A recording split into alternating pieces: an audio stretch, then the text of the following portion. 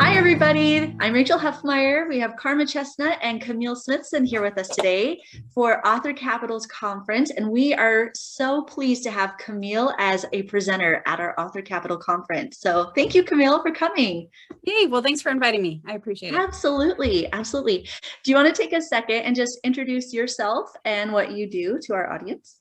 Sure. So like you said, my name is Camille Smithson. I am one of those moms that have way too many hats that they wear and probably should take a few off. So I am a mother of four. I am actually a homeschool mother of four, and I work part-time. Yeah, I know. Yay! I had no idea what I was doing when I signed up for that, but I love it. So it's great. Good. I work part-time as a civil engineer, and when I'm not working or homeschooling or parenting, all of those things, I hide away and I write. And so I write middle grade fantasy and also romantic comedy, which aren't exactly the same thing, but they're both fun. So there you go. Bravo. Awesome. Fantastic. Yes. So we are so excited. We're actually, if you are watching this and you have somebody that also writes middle grade or you think could connect with Camille, just go ahead and hit the little airplane and send this off to somebody that you think should watch this. And we're going to get started with introducing some of Camille's amazing content that she has prepared for this conference. So, all right, Karma, do you want to start off with our first question for Camille? Yes. Absolutely. So Camille, tell us about what you're teaching at the Author Capital conference. Okay, I'm going to be teaching some brainstorming type pre-writing techniques that I use and also some character journaling. Everything I'm teaching are things that I use before I start or while I'm going on actual paper. They can be done on a computer. You can type things out, but sometimes I feel like I need to step away from my computer and really think things out. And so I get notebooks and colorful pens of all different colors because I have an addiction problem, and I just journal things out. So all of my techniques are more of some journaling or mapping on your page type, those type of techniques. Fantastic. So how did you discover this topic and what made you fall in love with it and think like, this is an amazing thing to teach other authors about? I don't know exactly how I discovered it. Maybe it's because I'm an author that likes to talk a lot about my plots with other people to like brainstorm ideas. And not everyone is always as excited about that as I am. And so sometimes I find that if I don't have the ability to talk it out with people, I still need to talk it out somewhere. And so I started writing things out on my notebooks, asking my characters questions. Like, I'm probably a crazy person, but I will write out questions like, why are you doing this? And then answer like I'm that person. And so it's a dialogue between me and my characters or my plot on the page. It gives you that ability to keep moving forward. And I don't know, that's how I started doing it. I love it. That's so cool.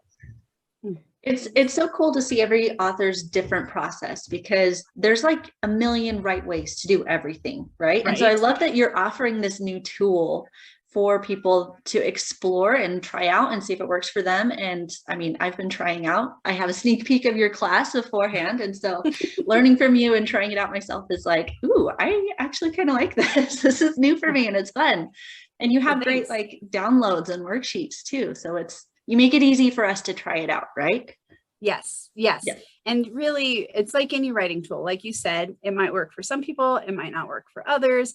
And I hope that just, taking my class and listening to the ideas and trying it out, you can spark something that does work for you. Because maybe my plan doesn't work specifically for you, but parts of it will, or maybe it will work really well for you. I don't know. But I love it. I love that you're offering that. Okay, I have a question for you. What do you feel like are the biggest mistakes that authors make when it comes to character building or exploring that characterization?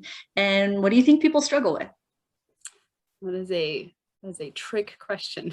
Right? It's a little hard. I was a little nervous about asking this one, but I believe in trick question. So I don't know if I would say it's like the biggest mistakes, but a lot of times I think that you know, as authors, we get so excited about our characters or ideas or whatever, we just start writing and we don't actually know our characters all the way. And then we get to a situation where like I'm stuck in a hole or like a dead end and I don't know. And I think a lot of that time is that we just don't really understand maybe all of the depth of our character that we can get into. I hope that makes sense. I just feel Perfectly. like, oh, what did they say in Shrek? Like Shrek is an onion, right? He's got layers, right? And Yes. our characters are like that, where they have layers. And sometimes when we're starting, we just got the surface stuff, right? Like maybe I know their parents and a few things about them. But as you start writing and you really get into the story, you're going to either need to know more about your character or you're going to learn more about your character by trial and error. And so that's, I think, maybe it's not a mistake, but it is something that if we're aware of it, it'll make writing easier. Yes. Oh, I love that. That's great. So kind of following up on that question, what do you think is the best tool or tactic that authors use when they're building their characters to just really get it right? Kind of a hard question again. I'm like, I don't know what everybody else uses. If there's an easier tool that other people use, I don't know about it. Let's see. Okay, that's actually why I do this journaling, right? Is because when I was writing Dragonpox, which is my middle grade novel that's coming out in July, I spent 4 years writing that book. And a lot of that was because, yeah, I know, which is a lot of time. And for some people, maybe not very much time. I don't know. But one of my biggest problems was I didn't have the ending right because I was jumping too quick to like the end. And this is where I really learned how to journal out my questions and figure out what the problem was. And it really came down to not having that character right and not really understanding what his goal was, because all characters, they need to have a lie and a goal, and that will change throughout. And I had it wrong. It wasn't aligned correctly. And so it's through this journaling process that I learned how to do. I've now officially forgot your question. Am I headed the right direction? Totally. Okay. You already answered it and you did it fantastically. Okay, good. Oh, you're so perfect. Then we'll take it. And I got halfway through that answer and went, oh my goodness, I hope I know what she asked me. All right. That's good. Oh, that's perfect. Okay, so you're teaching this in depth at Author Capital's conference. Do you want to give us like a short breakdown of some of the things that you're actually covering so people know what they're going to get when they come visit you and learn from you? So I broke my class into 4 parts. And let's see if I remember all the parts specifically. I know my first section is specific to brainstorming. I think my first 2 sections are actually about brainstorming. So it's pre-writing techniques. Like I said, again, I just use a journal. So, you know, if you bring a notebook and some pens to my class, you'll be prepared. That's all you need. I start with, if you don't even have a story started and you maybe just have a little bit of an idea, some tools to help kind of brainstorm out your story and get it to the point where you can outline it. And that's the first 2 sections of my class. And then the second 2 sections of my class are specifically to character journaling. I use the power of why, which I love as a tool to go deeper for your characters. And then, so that'll be section 3, and section 4 is using that same power of why to help with your plot. So hopefully that explains what I'm teaching. Yes, Thanks. that sounds so organized and like concise. Thank you. That's perfect. So now that can I call you an expert on the topic? Is that like putting too much pressure on you? Maybe a little bit. But obviously this is a topic that you've thought about a lot and that you've researched a lot. So how have these tools helped you, and how has your writing changed since you kind of figured this out?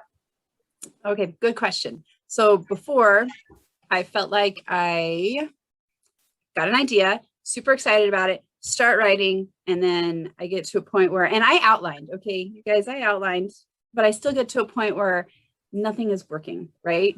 I have some really good structure, and I've heard the analogy, just shovel the sand and you can make the sand castle after, right? So I just shovel the sand and I still feel like it was just surface level. Right. And it wasn't getting to where I needed it to go. I really started journaling, like I said, with Dragonpox. I started Dragonpox 4 years ago.